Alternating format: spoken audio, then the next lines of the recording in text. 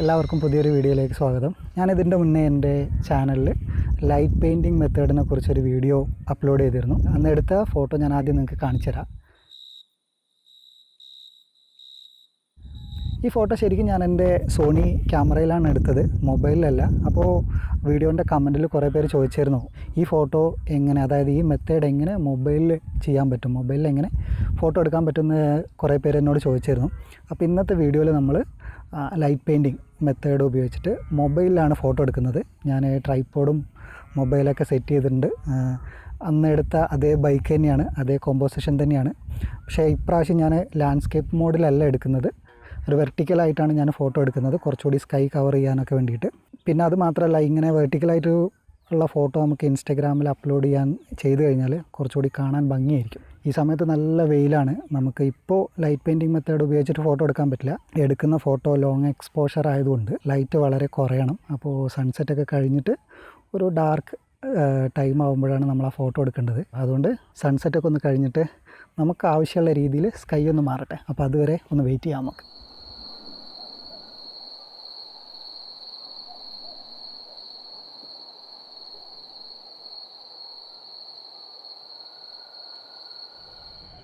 അങ്ങനെ ഇരുട്ടായി. ഇപ്പോൾ ഞാൻ ആ സൺസെറ്റിൻ്റെ സമയത്ത് സ്കൈ കാണാൻ നല്ല ഭംഗിയുണ്ടായിരുന്നു. പിന്നെ ക്ലൗഡൊക്കെ ഒരു എന്താ പറയുക, ഒരു അതിൻ്റെ ഷേപ്പൊക്കെ കാണാൻ നല്ല അടിപൊളി എന്ന് പറഞ്ഞാൽ.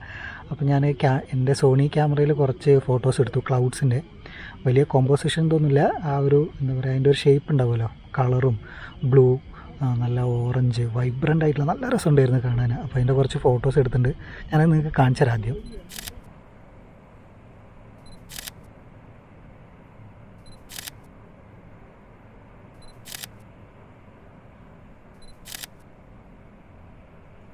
വേറൊരു കാര്യം പറയാനുള്ളത്, ഞാൻ ഇപ്പോൾ ഇവിടെ നിന്നിട്ട് ഫോട്ടോ എടുക്കാൻ നിൽക്കുമ്പോൾ കുറച്ച് ദൂരെ, അതായത് ഞാൻ ബൈക്ക് നിർത്തിയ ആ കോമ്പോസിഷൻ വെച്ചെടുത്തല്ല, അതിൻ്റെ പുറകിലായിട്ട് പിന്നെ ഒരു വൈറ്റ് കളറിൽ വലിയൊരു മേഘം. അപ്പോൾ അതിൻ്റെ പുറകിലായിട്ട് ഭയങ്കര ലൈറ്റ്നിങ്, ഇടിമിന്നൽ എന്നറിയില്ലേ, അത് നല്ല രസമുണ്ട് കാണാൻ. അപ്പോൾ അത് എൻ്റെ സോണി ക്യാമറയിൽ ഞാൻ ടൈം ലാപ്സ് എടുത്തുകൊണ്ടിരിക്കുകയാണ് ലൈറ്റ്നിങ്ങിൻ്റെ. അപ്പോൾ അത് ഏതെങ്കിലും ഒരു നല്ല ഫോട്ടോ ഏതെങ്കിലും ഒന്ന് കൊടുക്കും. ഞാൻ 50 ഫോട്ടോ ആണ് സെറ്റ് ചെയ്തിട്ടുള്ളത്, 30 സെക്കൻഡ് എക്സ്പോഷർ വെച്ചിട്ട്. അപ്പോൾ ഏതെങ്കിലും ഒന്ന് നല്ലത് കൊടുക്കും, നോക്കട്ടെ. അപ്പോൾ എടുത്തുകൊണ്ടിരിക്കുകയാണ്, ഞാൻ നിങ്ങൾക്ക് കാണിച്ചു തരാതെ.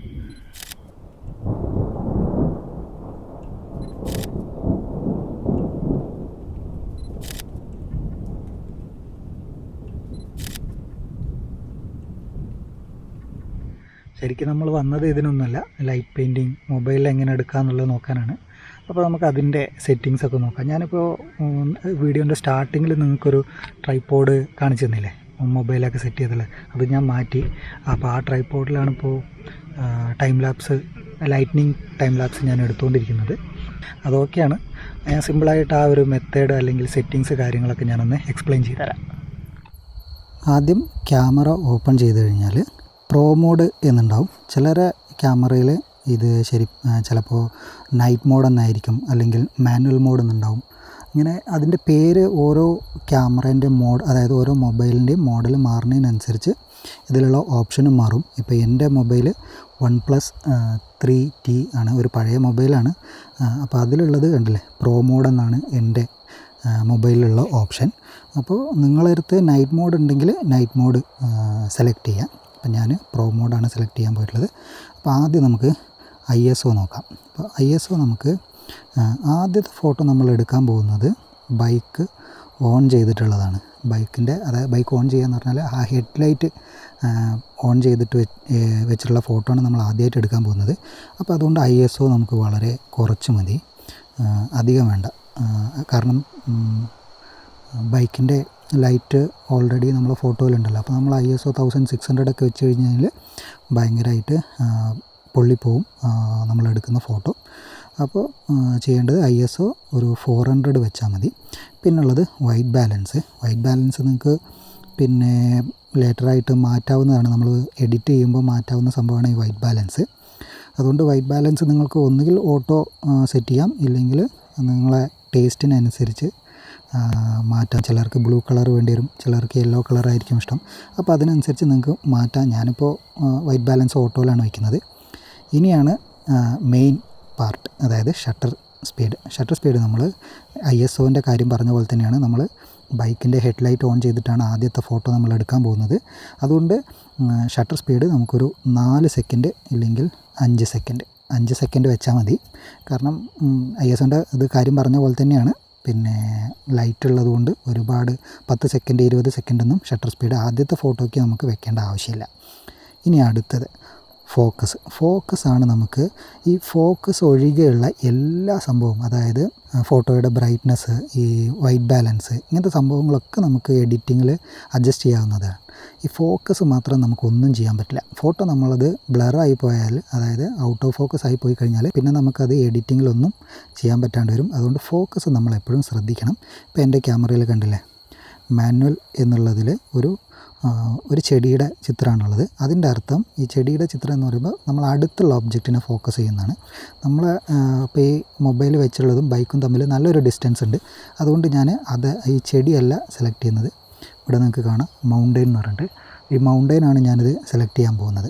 ഈ മൗണ്ടെയിൻ്റെ ഈ സംഭവം സെലക്ട് ചെയ്ത് കഴിഞ്ഞാലുള്ള എന്താ നമുക്ക് സംഭവിക്കുകയെന്ന് വെച്ചാൽ എല്ലാം, അതായത് ക്യാമറേൻ്റെ മുന്നിലുള്ള എല്ലാതും നല്ല ഷാർപ്പായിട്ട് ഫോക്കസ് ആയിട്ട് കിട്ടും. ഇപ്പോൾ നമ്മളെല്ലാം റെഡിയായി.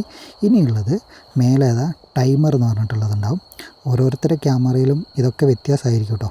അപ്പോൾ എൻ്റെ ഇതിൽ 3 സെക്കൻഡ് 5 സെക്കൻഡ് 10 സെക്കൻഡാണ് കാണിക്കുന്നത്. ഞാനിപ്പോൾ ഇതിൽ 10 സെക്കൻഡാണ് വയ്ക്കുന്നത്. ഈ 10 സെക്കൻഡ് ചൂസ് ചെയ്ത് കഴിഞ്ഞാലുള്ള എന്താണെന്ന് വെച്ചാൽ, ഇപ്പോൾ നമ്മൾ ഫോട്ടോ എടുക്കുമ്പോൾ ഷട്ടർ ബട്ടൺ നമ്മളെ മൊബൈലിൽ തന്നെ ടച്ച് ചെയ്യണം. അപ്പോൾ നമ്മളങ്ങ് പ്രസ് ചെയ്യുമ്പോൾ ചിലപ്പോൾ ട്രൈപോഡ് ചെറുതായിട്ടൊന്നിങ്ങനെ ആടും. അപ്പോൾ ആ ആടുന്നത് ഒഴിവാവാൻ, സപ്പോസ് നമ്മൾ പ്രസ് ചെയ്യുമ്പോൾ എങ്ങാനും നമ്മുടെ ട്രൈപോഡ് ആടിക്കഴിഞ്ഞാൽ അതൊന്ന് ആടി നിൽക്കാൻ വേണ്ടിയിട്ട്, സ്റ്റഡി ആയിട്ട് നിൽക്കാൻ വേണ്ടിയിട്ടുള്ളൊരു ടൈമാണ് 10 സെക്കൻഡ്. പിന്നെ അതുമാത്രമല്ല, നമുക്ക് ഈ ഷട്ടർ ബട്ടൺ പ്രസ് ചെയ്തിട്ട് ഈ 10 സെക്കൻഡ് കൊണ്ട് ബൈക്കിൻ്റെ അടുത്ത് പോയിട്ട് അത് ഓണാക്കണം. ഇല്ലെങ്കിൽ ഫോട്ടോ എടുക്കുന്നതിൻ്റെ മുന്നേ തന്നെ ഓണാക്കി വെക്കാം. ഞാനിപ്പോൾ അങ്ങനെയാണ് ചെയ്യാൻ പോകുന്നത്. അപ്പോൾ എല്ലാം സെറ്റ് ചെയ്തു. ഈ ഫോട്ടോ എടുക്കുന്നതിൻ്റെ മുന്നേ ഞാൻ പോയിട്ട് ബൈക്കൊന്ന് സ്റ്റാർട്ട് ചെയ്ത് നോക്കട്ടെ.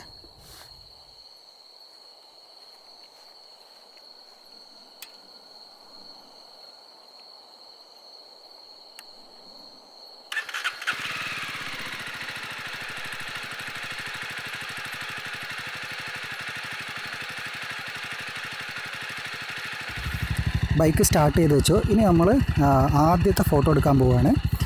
10 സെക്കൻഡ് കഴിയുമ്പോഴാണ് ഈ ഫോട്ടോ എടുക്കുക. 5 സെക്കൻഡാണ് ഷട്ടർ സ്പീഡ്. അപ്പോൾ നമുക്ക് ഷട്ടർ ബട്ടൺ പ്രസ് ചെയ്യാം.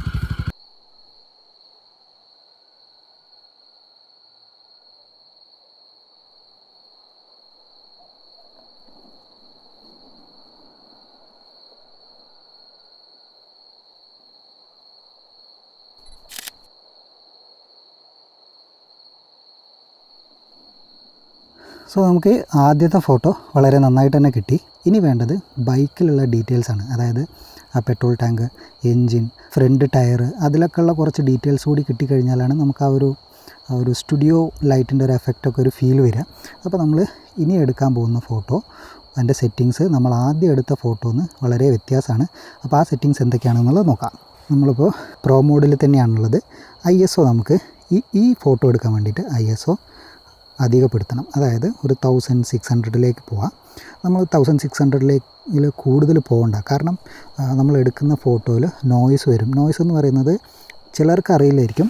ഫോട്ടോയിൽ ഒരു പിരിപിരിയായിട്ട് ഭയങ്കര ഡോട്ടായിട്ടുണ്ടാവും. അത് അങ്ങനെ വരാൻ പാടില്ല. അപ്പോൾ നമ്മൾ ISO അധികം ഒരുപാട് കൂട്ടി വെച്ചാലാണ് നമുക്കങ്ങനെ നോയ്സ് വരിക.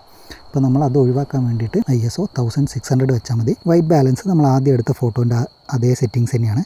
ഷട്ടർ സ്പീഡാണ് ഇനി നമ്മൾ മാറ്റേണ്ടത്. ഷട്ടർ സ്പീഡ് വേണമെങ്കിൽ നമുക്ക് 30 സെക്കൻഡ് വെക്കാം. കാരണം നമ്മൾ ബൈക്കിൽ എല്ലാ സ്ഥലത്തും ലൈറ്റ് ലൈറ്റ് എത്തിപ്പെടാനുള്ളൊരു സമയം വേണം. അതുകൊണ്ട് ഷട്ടർ സ്പീഡ് ഞാൻ 30 സെക്കൻഡാണ് വെച്ചിട്ടുള്ളത്. ഫോക്കസ് പഴയ തന്നെ മാനുവൽ ഫോക്കസ് തന്നെയാണുള്ളത്. മൗണ്ടെയിൻ്റെ, അതായത് അടുത്തുള്ള ഒബ്ജക്റ്റിനല്ല നമ്മൾ ഫോക്കസ് ചെയ്യുന്നത്, ദൂരെയുള്ള. കാരണം ഞാൻ പറഞ്ഞല്ലോ, ട്രൈപോഡ് അതായത് ക്യാമറയിൽ നിന്ന് കുറച്ച് ദൂരെ തന്നെയാണ് ബൈക്കുള്ളത്. അതുകൊണ്ട് മാനുവൽ ഫോക്കസാണ് വെച്ചിട്ടുള്ളത്. പിന്നെ ടൈമർ 10 സെക്കൻഡ് തന്നെ വെക്കണം. കാരണം നമുക്ക് ഇപ്പോൾ എൻ്റെ കാര്യം പറയുകയാണെങ്കിൽ ഞാനിവിടെ ഷട്ടർ ബട്ടൺ പ്രസ് ചെയ്തിട്ട് ഓടി ബൈക്കിൻ്റെ അടുത്ത് പോയിട്ട് ടോർച്ച് വെച്ചിട്ട് ആ ബൈക്കിലൊക്കെ ലൈറ്റ് അടിക്കാനുള്ളൊരു സമയം വേണം. അതിന് ടൈമർ ഞാൻ 10 സെക്കൻഡ് സെറ്റ് ചെയ്തിട്ടുണ്ട്. അപ്പോൾ നമുക്ക് ഷട്ടർ ബട്ടൺ പ്രസ് ചെയ്തിട്ട് ബൈക്കിൻ്റെ അടുത്തേക്ക് പോവാം.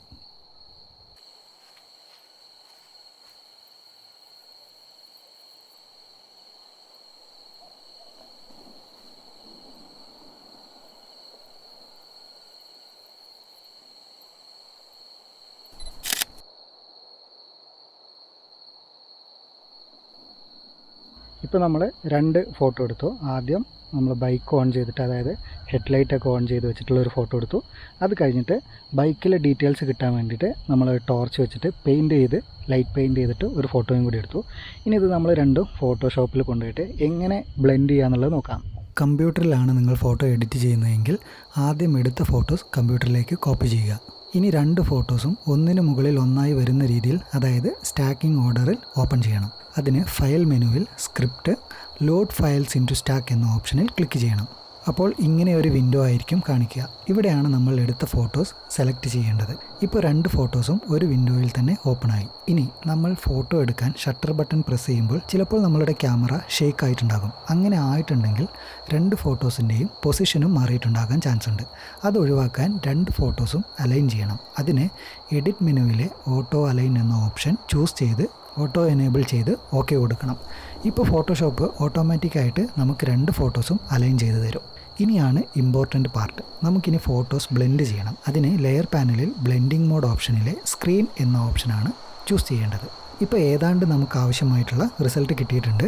പക്ഷേ നമ്മുടെ ഫോട്ടോസിൻ്റെ എല്ലാ ഭാഗവും ബ്ലെൻഡ് ആയിട്ടുണ്ട്. അത് വേണ്ട, നമുക്ക് ഡീറ്റെയിൽസ് വേണ്ട. ബൈക്കിൻ്റെ ചില ഭാഗങ്ങളിൽ മാത്രമാണ് ബ്ലെൻഡ് ചെയ്യേണ്ടത്. ഇനി അതെങ്ങനെയാണ് ചെയ്യേണ്ടതെന്ന് നോക്കാം. അതിനായി ആദ്യം നമുക്ക് ലൈറ്റ് പെയിൻറ്റ് ചെയ്ത് എടുത്ത ഫോട്ടോ മാസ്ക് ചെയ്യണം. അതിന് ലെയർ പാനലിലെ ഈ മാസ്ക് ഓപ്ഷനിൽ ആൾട്ട് അല്ലെങ്കിൽ ഓപ്ഷൻ കീ പ്രസ് ചെയ്ത് ക്ലിക്ക് ചെയ്താൽ മതി. ഇപ്പോൾ നമ്മുടെ മുകളിലുള്ള ലെയർ കംപ്ലീറ്റ് ആയിട്ട് ഹൈഡ് ആയിരിക്കുകയാണ്. അതായത് ഈ ലെയറിന് മുകളിൽ എവിടെയൊക്കെ ബ്ലാക്ക് ഉണ്ടോ അവിടെയെല്ലാം ഹൈഡ് ആകും. ഇതിന് മുകളിൽ എവിടെയെങ്കിലും വൈറ്റ് ഉണ്ടെങ്കിൽ അതെല്ലാം വിസിബിൾ ആയിരിക്കും. അപ്പോൾ നമ്മൾ ഇനി ചെയ്യേണ്ടത് ഈ ബ്ലാക്ക് കളർ മാസ്കിന് മുകളിൽ നമുക്ക് ഡീറ്റെയിൽസ് വേണ്ട സ്ഥലങ്ങളിൽ വൈറ്റ് കളർ അപ്ലൈ ചെയ്യുക എന്നുള്ളതാണ്. അതിന് വൈറ്റ് കളർ ചൂസ് ചെയ്ത് ബ്രഷ് സെലക്ട് ചെയ്യുക. എന്നിട്ട് നമുക്ക് ബൈക്കിൻ്റെ ഡീറ്റെയിൽസ് ആവശ്യമുള്ള സ്ഥലങ്ങളിൽ പതിയെ പെയിൻറ്റ് ചെയ്യുക. കണ്ടില്ലേ, നമ്മൾ എവിടെയൊക്കെ പെയിൻ്റ് അടിക്കുന്നുവോ അവിടെയെല്ലാം ഡീറ്റെയിൽസ് തെളിഞ്ഞു വരും. അങ്ങനെ നമുക്ക് വേണ്ട റിസൾട്ട് കിട്ടി. ഇനി ചില മിനുക്ക് പണികൾ നടത്താം. അതായത് ഒന്ന് ക്രോപ്പ് ചെയ്ത് ഒരു ഔട്ടർ സ്റ്റോക്കൊക്കെ കൊടുത്താൽ കാണാൻ ഒന്നുകൂടെ ഭംഗിയുണ്ടാവും. സോ ഇതാണ് ഫൈനൽ റിസൾട്ട്. ഫോട്ടോ എല്ലാവർക്കും ഇഷ്ടമായെന്ന് വിചാരിക്കുന്നത്. ഇത് വളരെ സിമ്പിളാണ്. ആക്ച്വലി ഇത്രയൊന്നും കോംപ്ലിക്കേറ്റഡ് ആക്കേണ്ട ആവശ്യമില്ല. ഞാൻ ഈ ട്രൈപോഡും അല്ലെങ്കിൽ 2 ഫോട്ടോ മെർജ് ചെയ്യുന്നതൊക്കെ എന്തിനാണെന്ന് വെച്ചാൽ, ഞാൻ ഒറ്റയ്ക്കാണ് വന്നിട്ടുള്ളത്. അപ്പോൾ ഈ ലൈറ്റ്, അതായത് ബൈക്ക് ഓൺ ചെയ്ത് വെച്ചിട്ട് പിന്നെ ഒരേ സമയം എനിക്ക് ഫോട്ടോ എടുത്തുകൊണ്ട് ബൈക്കിൽ ഡീറ്റെയിൽസ് കിട്ടാൻ വേണ്ടിയിട്ടുള്ള ലൈറ്റ് പെയിൻ്റ് അടിക്കാൻ എനിക്ക് പറ്റില്ല. അപ്പോൾ എന്തായാലും ഞാൻ ഒറ്റയ്ക്ക് ഒരാൾ ഫോട്ടോ എടുക്കുകയാണെങ്കിൽ ട്രൈപോഡിൻ്റെ ഒരാവശ്യമുണ്ട്. പിന്നെ 2 ഫോട്ടോ ബ്ലെൻഡ് ചെയ്തെങ്കിലേ നമുക്ക് ഇങ്ങനത്തെ ഒരു റിസൾട്ട് കിട്ടുള്ളൂ. പക്ഷേ നിങ്ങൾ ഒരു ഗ്രൂപ്പായിട്ടൊക്കെ എവിടെയെങ്കിലും പോകുകയാണെന്നുണ്ടെങ്കിൽ, ഒരു 3 പേരൊക്കെ ഉണ്ടെന്നുണ്ടെങ്കിൽ ഇത് വളരെ ഈസി ആയിട്ട് എടുക്കുക. അപ്പോൾ ഒരാൾ ക്യാമറ പിടിച്ചിട്ട് ഫോട്ടോ എടുക്കുക. നിങ്ങൾ ഫ്രണ്ട്സ് ആരെങ്കിലും കൂടെ ഉണ്ടെങ്കിൽ ബൈക്കിൻ്റെ ലെഫ്റ്റ് സൈഡിലോ റൈറ്റ് സൈഡിലോ എവിടെയെങ്കിലും നിന്നിട്ട് ഒരു ടോർച്ച് കൊണ്ട് പെയിൻറ്റ് ചെയ്യാൻ പറയാം. ആ സമയത്ത് നിങ്ങൾ ഫോട്ടോ എടുത്താൽ മതി. അപ്പോൾ നിങ്ങൾക്ക് ഒരൊറ്റ സിംഗിൾ ഷോട്ടിൽ തന്നെ ഈ റിസൾട്ട് കിട്ടും. നിങ്ങൾ ഒറ്റയ്ക്കൊക്കെ ആണെങ്കിൽ ഇങ്ങനെയൊക്കെ കഷ്ടപ്പെടേണ്ട ആവശ്യമുള്ളൂ. പിന്നെ ഞാൻ ഈ ഒരു വീഡിയോ ചെയ്യാൻ കാരണം എന്താ വെച്ചാൽ, ഈ ബ്ലെൻഡിങ് മെത്തേഡ് എങ്ങനെയാണ് ചെയ്യുന്നതെന്നുള്ളതൊന്ന് എക്സ്പ്ലെയിൻ ചെയ്യാൻ വേണ്ടി കൂടിയാണ് ഇങ്ങനത്തെ ഒരു വീഡിയോ ചെയ്തത്. പിന്നെ നിങ്ങളോട് എനിക്ക് പറയാനുള്ള മറ്റൊരു കാര്യം, ഇപ്പം ഞാൻ ഈ ഫോട്ടോ എടുത്തതിന് ഒരു ടോർച്ച്, മൊബൈലൊന്ന് യൂസ് ചെയ്തു, പിന്നെ ഒരു ട്രൈപോഡ് യൂസ് ചെയ്തു, ഫോട്ടോഷോപ്പ് വെച്ചിട്ട് 2 ഫോട്ടോയും അലൈൻ ചെയ്ത് ബ്ലെൻഡ് ചെയ്തിട്ടൊക്കെയാണ് ഞാൻ ഈ റിസൾട്ട് കൊണ്ടുവന്നത്. അപ്പോൾ നിങ്ങൾ വിചാരിക്കും, ഇത് വല്ലാത്തൊരു ബുദ്ധിമുട്ട് അല്ലെങ്കിൽ ഒരുപാട് മെനക്കെട്ട പണിയാണ്, അതുകൊണ്ട് നമ്മൾ ചെയ്ത് നോക്കണ്ട, അതൊന്ന് ട്രൈ ചെയ്ത് നോക്കണ്ട എന്നെങ്ങാനും അങ്ങനെയൊന്നും തോന്നരുത്. ഒരു തവണയെങ്കിലും ഇങ്ങനത്തെ ലൈറ്റ് പെയിൻറ്റിങ് മെത്തേഡ് ഒന്ന് യൂസ് ചെയ്ത് നോക്കുക. അതായത് നിങ്ങൾക്ക് എങ്ങനെ വേണമെങ്കിലും ക്രിയേറ്റീവായിട്ട് എടുക്കാം. പിന്നെ ലോങ് എക്സ്പോഷർ വെച്ചിട്ട് ലൈറ്റ് പെയിൻറ്റ് ചെയ്തിട്ട് എന്ത് ഒബ്ജക്റ്റ് വേണമെങ്കിലും ഫോട്ടോ എടുക്കുക. ആദ്യം ഒന്ന് ട്രൈ ചെയ്ത് നോക്കുക, നല്ലൊരു റിസൾട്ട് കിട്ടും. അങ്ങനെ ആദ്യത്തെ റിസൾട്ട് നിങ്ങൾ കാണുമ്പോൾ തീർച്ചയായിട്ടും നിങ്ങൾ അവിടെ സ്റ്റോപ്പ് ചെയ്യില്ല, വീണ്ടും അടുത്ത ഫോട്ടോ എടുക്കാൻ ട്രൈ ചെയ്യും.